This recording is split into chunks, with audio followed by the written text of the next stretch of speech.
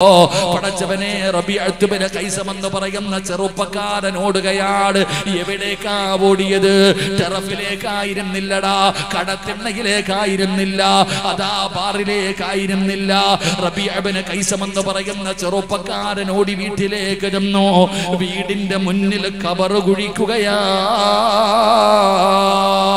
വീടിന്റെ മുമ്പിൽ ഖബർ കുഴിക്കുകയാണ്. പടച്ചവനെ രാവിലെയും വൈകിട്ടും ഖബറിനകത്ത് ഇറങ്ങി കിടക്കുകയാ, രാവിലെയും വൈകിട്ടും ഖബറിനകത്ത് ഇറങ്ങി കിടക്കുകയാണ്. രാവിലെ പുറത്തേക്ക് പോകുമ്പോ റബീഅത്ത് ബിൻ ഖൈസം അതാ ഖബറിനകത്ത് ഇറങ്ങുകയാണ്. വൈകുന്നേരം വീട്ടിൽ വരുമ്പോഴും ഖബറിനകത്ത് ഇറങ്ങുകയാണ്. അല്ലാഹുവേ അല്ലാഹുവേ, റബീഅത്ത് ബിൻ ഖൈസം എന്ന് പറയുന്ന ചെറുപ്പക്കാര ഖബറിനകത്ത് ഇറങ്ങിയിട്ട് അടച്ചു വെക്കുകയാണ്. ഖബറിനകത്ത് കൊണ്ട് പറയുകയാ, കുറച്ച് കഴിയുമ്പോ ഖബറിനകത്ത് കിടന്ന് പ്രയാസമാകുമ്പോ അവിടെ നിന്ന് പറയും റബ്ബിർജിഊ റബ്ബിർജിഊ, എന്നെ മടക്കണേ, എന്നെ മടക്കണേ, എന്നെ മടക്കട്. ഖബറിനകത്ത് കിടന്ന് നിലവിളിക്കുമ്പോ കുടുംബക്കാര് വന്ന് വലിച്ചു പൊക്കും, രക്ഷപ്പെടുത്തും. ഇത് സാധാരണ നടക്കുകയാണ്, ഇത് സാധാരണ നടക്കുന്ന കാര്യമാണ്. പക്ഷേ ഒരു ദിവസം ഇബാദത്ത് ചെയ്യാൻ വല്ലാത്ത മടി വന്നു, ശരീരത്തിനൊരു ക്ഷീണം, ഇബാദത്ത് ചെയ്യാൻ ഒരു മടി വന്നു, ഉറക്കം തൂങ്ങുകയാണ്. റബീഅത്ത് ബിൻ ഖൈസം എന്ന് പറയുന്ന ചെറുപ്പക്കാര് പാതിരാത്രി എഴുന്നേറ്റ് വന്നിട്ട് വീടിന്റെ മുറ്റത്ത് കുഴിച്ചിട്ടിരിക്കുന്ന ഖബറിനകത്തിറങ്ങി പലകയെടുത്ത് നിരത്തി ഖബറടച്ചു വെച്ചു. എന്നിട്ട് അതിനകത്ത് കിടക്കുകയാണ്. കുറച്ച് കഴിഞ്ഞപ്പോ സാധാരണ വിളിക്കുന്നത് പോലെ വിളിക്കുന്ന റബ്ബിർജിഊ, എന്നെ മടക്കണേ, എന്നെ മടക്കണേ. ഖബറിനകത്ത് കിടന്നുകൊണ്ട് രാത്രി കിടന്ന് വിളിക്കുമ്പോ അവിടത്തെ ഭാര്യ ഉറങ്ങുകയാ, ഭാര്യ ഉറങ്ങിപ്പോയി, ഭാര്യ ഉറങ്ങിപ്പോയി. സുബ്ഹാനല്ലാഹ്, ശ്വാസം മുട്ടുകയാ, ശരീരം തളരുകയാ. റബീഅത്ത് ബിൻ ഖൈസമിന്റെ വിളിയങ്ങ് വല്ലാത്ത ശബ്ദത്തിലായി അട്ടഹസിക്കുകയാണ്. ഖബറിനകത്ത് കിടന്നുകൊണ്ട് നിലവിളിക്കുമ്പോ പ്രിയപ്പെട്ട ഭാര്യ ഉറക്കത്തിൽ നിന്ന് ഞെട്ടിയുണരുകയാ, ഉറക്കത്തിൽ നിന്ന് ഞെട്ടിയുണരുകയാണ്. ഓടിച്ചെല്ലുകയാ, ഖബറിനകത്ത് നിന്ന് രക്ഷപ്പെടുത്തുകയാണ്. തളർന്നു കിടക്കുന്ന തന്റെ പ്രിയപ്പെട്ട ഭർത്താവിന് ആ ഖബറിനകത്ത് നിന്ന് അവിടെ നിന്ന് വലിച്ചു പൊക്കുകയാ, കുടിക്കാ വെള്ളം കൊടുത്തു. റബീഅത്ത് ബിൻ ഖൈസമിന് ബോധം തിരിച്ചു വന്നപ്പോ ഫഖാല ഇൻദ ഖുറൂജ് അമലി യാ റബിയാ, റബിയ പറയുന്ന സ്വന്തം നഫ്സിനോട് പറയുകയാണ്, ഇന്നീ പള്ളിപ്പറമ്പിൽ കിടന്ന് നീ നിലവിളിച്ചപ്പോ രക്ഷപ്പെടുത്താൻ എന്റെ കുടുംബം ഉണ്ടായിരുന്നു റബിയ, രക്ഷപ്പെടുത്താൻ എന്റെ ഭാര്യ ഉണ്ടായിരുന്നു റബിയ. എന്നാൽ റബ്ബിർജിഊ ഫലാ തുജീബുക അഹദാ, നിന്നെ രക്ഷപ്പെടുത്താൻ ആരും വരാത്ത ഒരു ദിവസം വരുവടാ റബിയ. ഇന്ന് നിനക്ക് മടിയല്ലേ, ഇന്ന് ഇതിനകത്ത് കടന്ന് വിളിച്ചപ്പോ എന്റെ ഭാര്യ നിന്നെ രക്ഷപ്പെടുത്തിയടാ റബിയ. എന്നാ ഒരിക്കലും നിന്നെ രക്ഷപ്പെടുത്താൻ കഴിയാത്ത ഒരു ദിവസം നിനക്ക് വരാനുണ്ട് റബിയ. അതുകൊണ്ട് നന്നായിക്കോ. സ്വന്തം ശരീരത്തോട് പറഞ്ഞു എന്ന് ചരിത്രം പറയുമ്പോ വാപ്പമാരോട് പറയുന്നു, യാചിക്കുന്ന ഒന്നാമത്തെ കാര്യം സമയമാ. തരൂല വാപ്പാ, അല്ലാഹു തരൂല ചെറുപ്പക്കാരാ.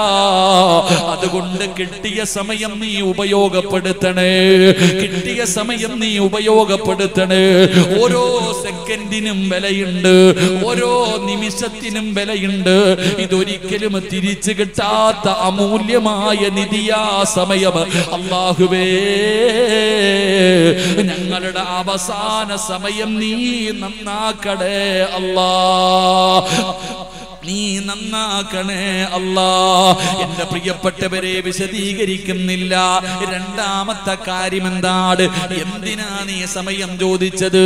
വീട് വെക്കാനല്ല, പൈസ ഉണ്ടാക്കാനല്ല, പിന്നെ എന്തിനാ നിനക്ക് സമയം വേണ്ടത്? അല്ലാഹു പറയുകയാണ്, എന്തിനാണ് സമയം ചോദിക്കുന്നത്? നിസ്കരിക്കാനല്ല, ഖുർആൻ ഓതാനല്ല, പൊരുത്തം ചോദിക്കാനല്ല, യാത്ര പറയാനല്ല, കടം വീട്ടാനല്ല, മക്കളോട് വസിയത്ത് ചെയ്യാനല്ല. പിന്നെ എന്തിനാണ് സമയം വേണ്ടത്? വഅൻഫികൂ മിമ്മാ റസഖനാകും മിൻ ഖബലി അൻ യഅതിയ അഹദകുമുൽ മൗത്ത് ഫയഖൂല റബ്ബി ലൗലാ അഖർതനി ഇലാ അജലിൻ ഖരീബ് ഫഅസ്വദ്ദക.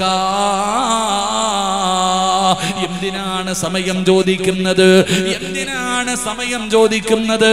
മലക്കുകൾ ചോദിക്കുകയാ, എന്തിനാ സമയം ചോദിക്കുന്നത്? ഒരാൾ മരിക്കാൻ കിടക്കുന്ന സമയം, ആ മനുഷ്യൻ ചോദിക്കുന്നത് സമയമാ, എനിക്ക് കുറച്ച് സമയം വേണം. അപ്പൊ അസ്റായിൽ ചോദിക്കും, എന്തിനാ സിറാജെ?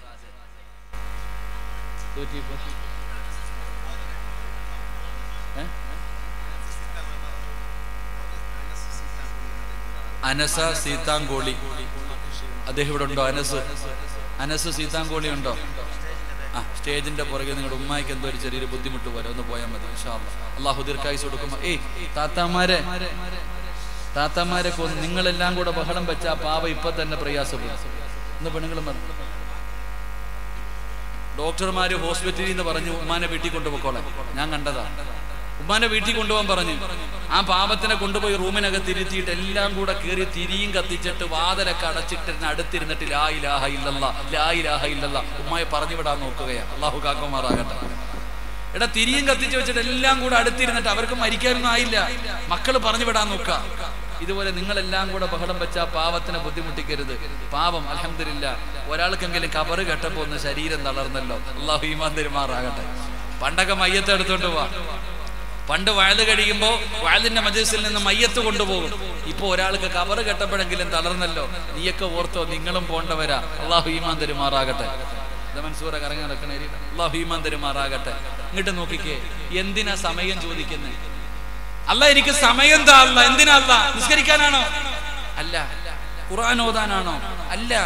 ദിക്ർ പറയാനാണോ? അല്ല. പിന്നെന്തിനാടാ നീ തെണ്ടുന്നേ? പിന്നെന്തിനാ നീ തെണ്ടുന്നേ? അല്ലാഹുവേ, പൂവല്ലേ പടച്ചവനെ. എന്റെ പൊന്നു കത്തി എന്തുവാടാ തീർന്നില്ലടാ ചങ്ങാതി. ആ ഉമ്മായിക്ക് ഇത്തിരി ഫാൻ്റെ ചവിട്ടിക്കൊണ്ടിരുത്തടോ, ഒരിത്തിരി വെള്ളവും കൊടുത്തിട്ട് അങ്ങോട്ട് അവരെ അവിടെ കൂടെ സമാധാനത്തിരുത്ത്. ആ, നിങ്ങളെല്ലാം കൂടെ ഒന്നുമില്ല, പെണ്ണുങ്ങളൊക്കെ പോകും. സുബ്ഹാനല്ലാഹ്. അല്ലാഹു ഭാഗ്യം തരുമാറാകട്ടെ. അല്ലാഹുവേ പടച്ചവനെ, മനസ്സറിഞ്ഞുകൊണ്ട് ആരെല്ലാം സദഖ കൊടുക്കുന്നോ, കൊടുക്ക് സഹോദരാ. മരിക്കുന്ന സമയത്ത് യാചിക്കരുത്. സദഖ കൊടുക്കാൻ എനിക്ക് സമയം വേണ്ട അല്ലാ, ഞാൻ ഇന്ന് ചെയ്യുകയാണ് പടച്ചവര്. ഇന്ന് ഈ വഅദിന്റെ അവസാന ദിവസം ഞാൻ ഇന്നിവിടെ ഇരുന്നു കൊണ്ട് ചെയ്യുകയാണ്. എനിക്ക് യാചിക്കാൻ വയ്യ പടച്ചവന്.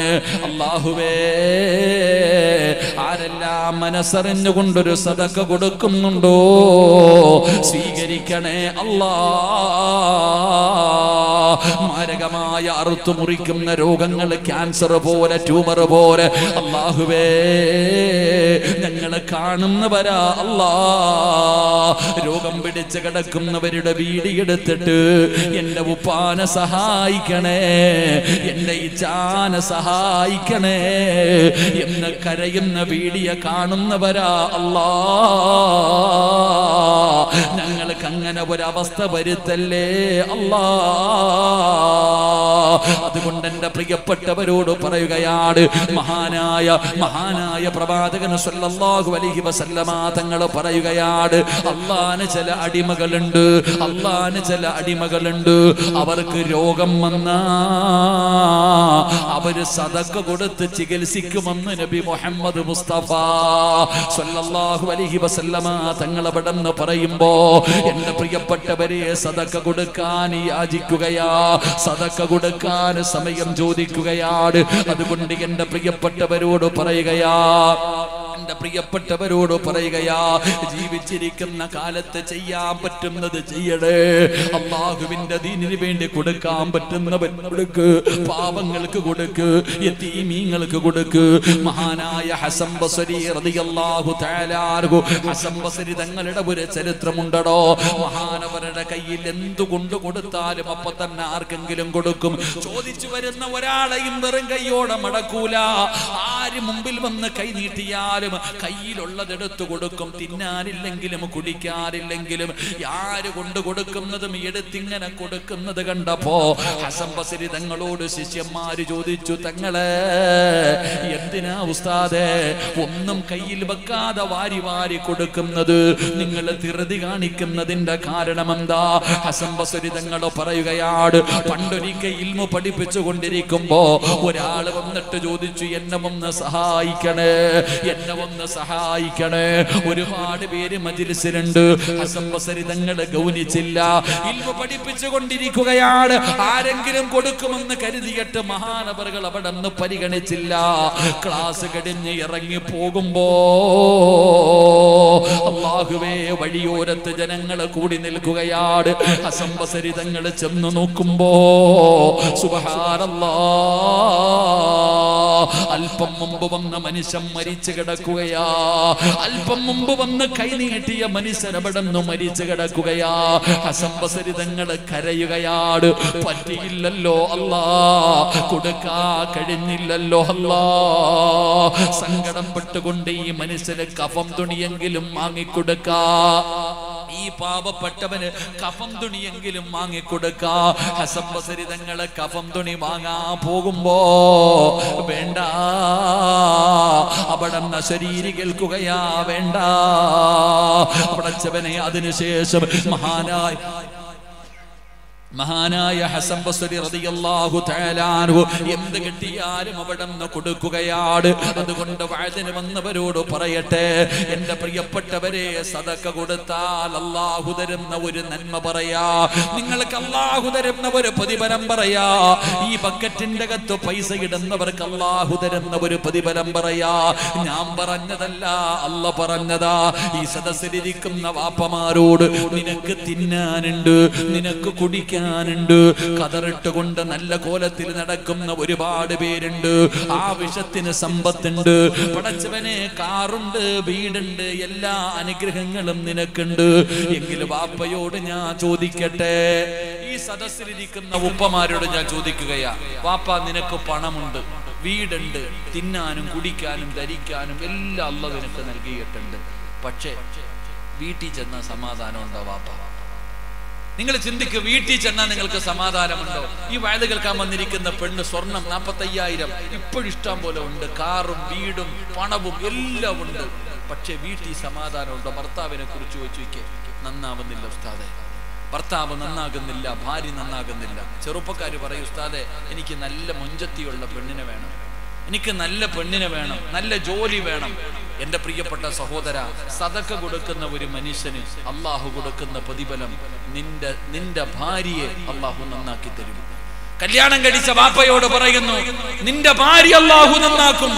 പെങ്ങളെ, നിന്റെ ഭർത്താവിനെ അള്ളാഹു നന്നാക്കും. ഏത് മോശക്കാരനാണെങ്കിലും അള്ളാഹു നന്നാക്കും, ജോലി തരും, സന്തോഷമുള്ള ജീവിതം അള്ളാഹു തരുമെന്ന് അള്ളാഹുവിന്റെ വിശുദ്ധ ഖുർആൻ. അള്ളാഹു ഈമാൻ തരുമാറാകട്ടെ.